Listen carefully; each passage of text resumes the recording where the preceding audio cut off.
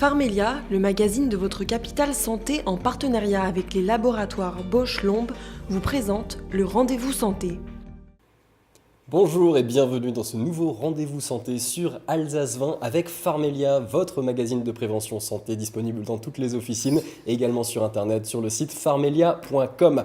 Regardez-moi dans les yeux j'ai dit. Près d'un tiers de la population souffre de sécheresse oculaire, alors manque de larmes, petits grattements, sensation de grains de sable. Avec nous pour en parler aujourd'hui, Jean-Luc Bury, directeur de Pharmelia. Bonjour. Et le docteur Roland Pagot, ophtalmologue. Merci d'être avec nous aujourd'hui. Alors Jean-Luc, qu'est-ce que c'est que cette sécheresse oculaire ? C'est peut-être parce que j'en souffre que vous me posez la question.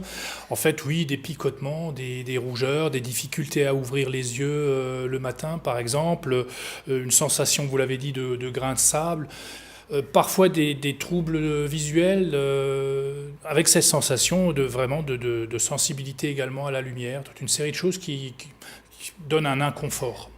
Et ça peut aussi aller, docteur Pagot, à des manifestations encore plus sensibles et plus graves. Ça peut être plus important, c'est-à-dire que ça peut aboutir à une conjonctivite chronique, aboutir aussi également à une infection oculaire. Et surtout, il y a des gens, heureusement c'est rare, qui n'arrivent plus à sortir de chez eux, qui ne peuvent même plus travailler plus de 10 minutes sur un ordinateur, qui n'arrivent plus à voir la télévision plus de 5 ou 10 minutes, qui vivent tout le temps avec des lunettes noires sombres, qui sont vraiment une gêne dans la qualité de vie qui est énorme. Alors, docteur... Il y a encore quelque chose que je voulais rajouter par rapport aux symptômes, c'est que j'ai aussi des gens qui viennent me voir en me disant « Mais docteur, vous me dites que j'ai un syndrome sec, alors que je pleure tout le temps dès qu'il y a du vent ou dès qu'il y a de la climatisation. » Et oui, ils pleurent beaucoup, mais ce n'est pas les mêmes larmes, mais ils pleurent énormément du fait que la cornée est sèche, donc il y a un réflexe qui se crée, et ils se mettent à pleurer quand il y a une condition extérieure qui est, dérangeante. Et à quoi est dû ce phénomène alors ? Alors le phénomène, si vous voulez, c'est les larmes dans le temps étaient considérées comme une chose à part. Alors, en réalité, maintenant, en ophtalmologie, on parle de surface oculaire. C'est un ensemble qui est composé par les larmes, les paupières, la conjonctive qui est le blanc de l'œil, ainsi que la cornée. Et donc le problème, c'est que ce sont les larmes qui deviennent pathologiques. Ces larmes deviennent pathologiques pourquoi ? Parce que si vous voulez, c'est soit par le fait qu'il y ait moins de sécrétion lacrymale, donc ça c'est la partie, aqueuse des larmes, soit qu'on ait une hyperévaporation des larmes. Cette hyperévaporation est due au fait que le film de larmes est composé de 3 couches, grosso modo. Donc il y a une couche externe, qui est une couche lipidique, qui permet de protéger le film de larmes et permettre à ce moment-là de conserver ce film de larmes entier. Ensuite, on a la couche aqueuse, qui, elle, c'est comme de l'eau, qui, elle, peut aussi se diminuer, mais là, c'est par sécrétion. Et une couche profonde, qui est une couche mucinique, qui, elle, permet de faire adhérer le film de larmes au niveau de la cornée. Et le problème qu'il y a, c'est que chacune de ces étapes peut être atteinte. Donc on aura des traitements qui seront différents en fonction de ça. D'accord, pour chaque étape donc. Et est-ce que les causes sont déterminées, Jean-Luc ? Elles sont multiples, elles ont déjà été évoquées, on en reparlera peut-être les écrans, la télé, etc. Mais principalement, ça arrive aussi chez les personnes âgées. La sécrétion lacrymale. Est-ce qu'on a vidé tout notre corps de nos larmes ? Ça, j'en sais rien à partir d'un certain âge. Mais c'est vrai que la sécrétion n'est pas aussi bonne quand on a un certain âge avancé. Il y a aussi les hormones. Quand on est en ménopause ou en andropause, on sécrète beaucoup moins. La peau devient sèche, mais on a aussi une qualité de larmes qui diminue.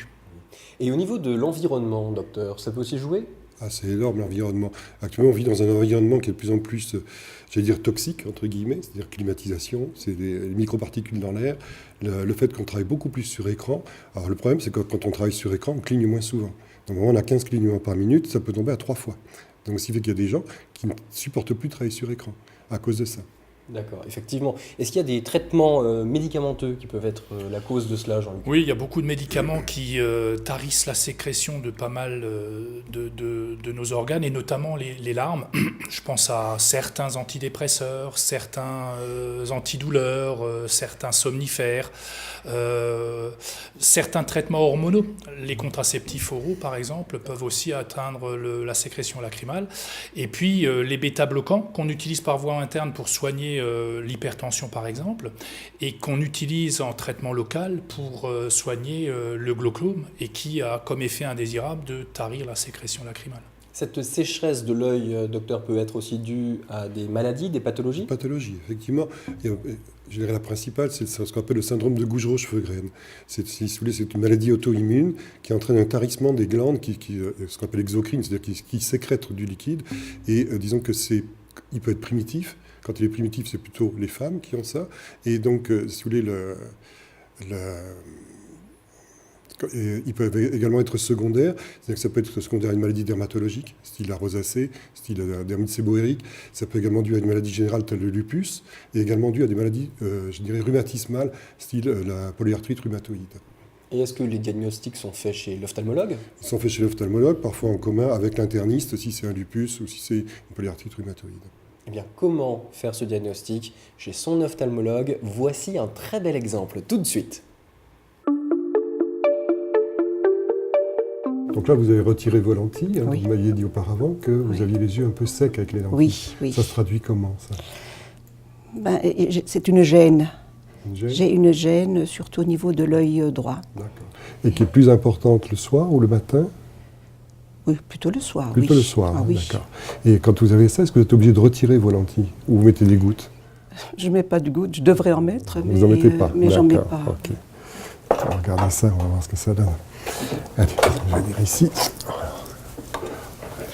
Allez-y, posez le menton, le front. Regardez droit devant vous. Hein. Donc c'est pour voir si vous avez suffisamment de larmes ou pas. Là. Ouais, pas tellement. Hein. Ok. Donc là, je vais vous mettre un peu de colorant. Hein, donc, au niveau des yeux, vous pouvez les voir en haut. Voilà.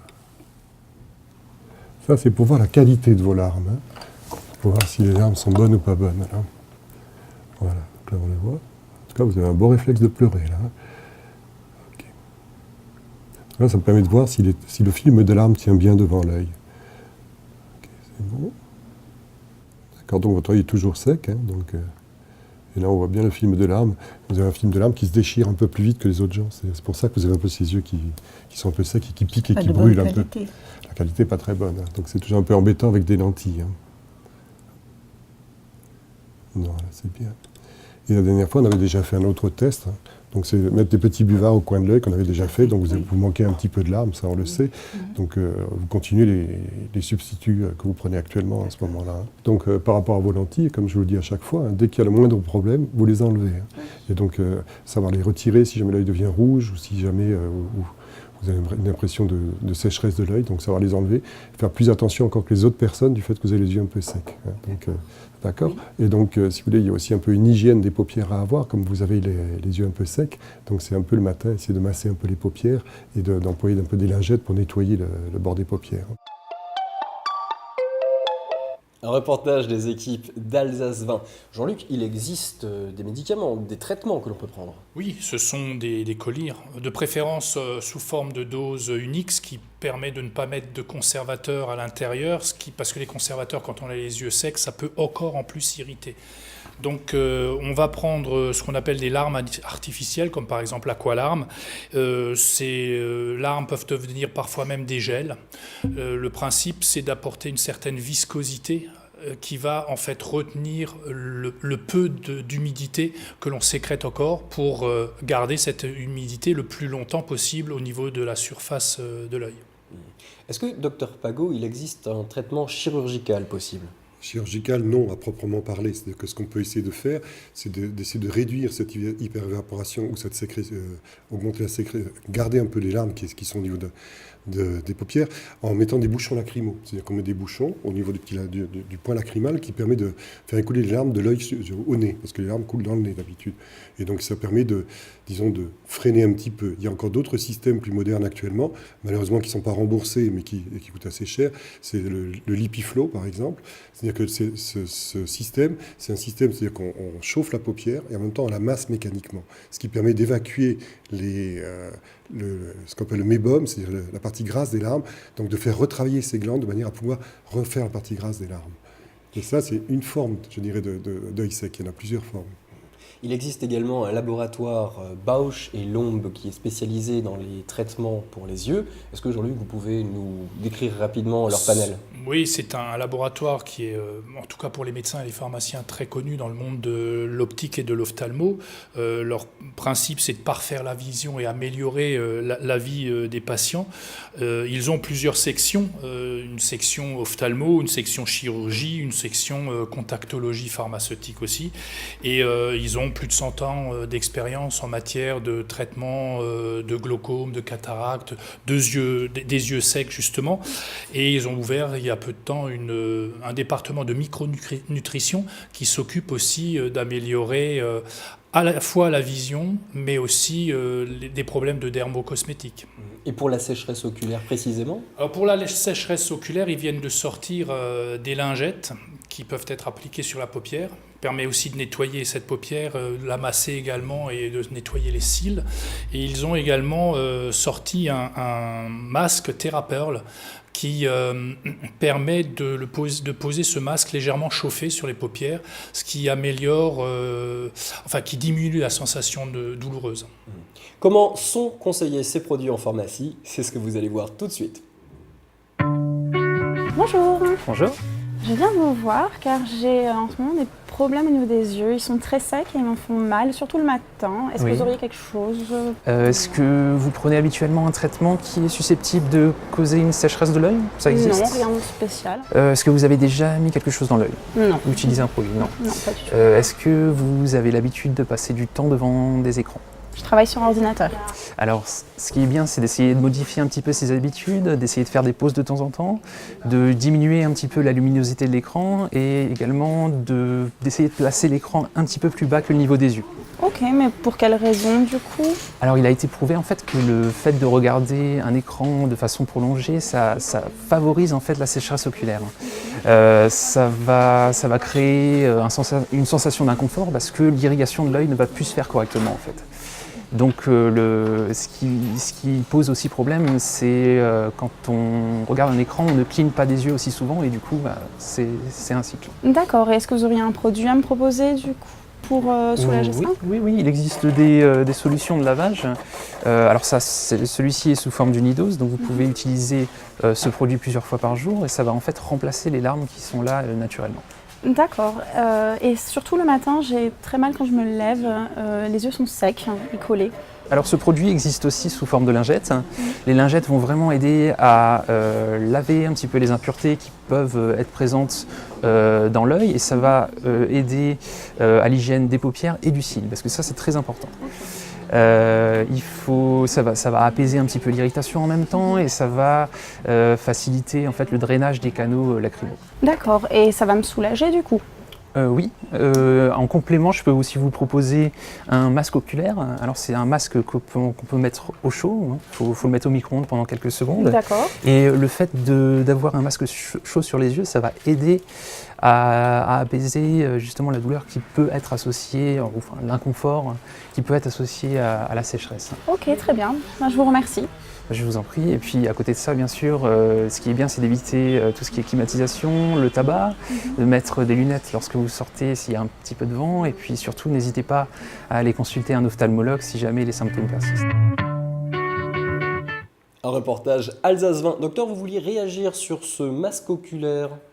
Oui, parce que disons que le principe de chauffer les paupières avec un masque chauffant, c'est dû au fait que dans les paupières, on a donc ces glandes de mébomus, non, je ne vais pas le dire, qui sécrètent le mébum qui, lui, va durcir chez les gens qui ont des mauvaises larmes.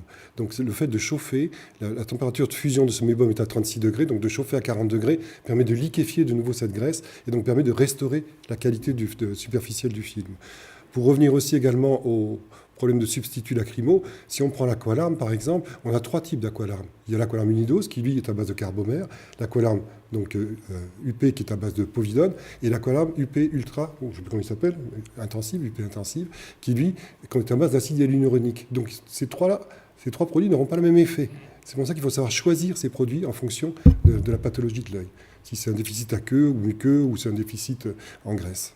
Il faut vraiment bien déterminer la pathologie, bien sûr. Quelques conseils de prévention, Jean-Luc?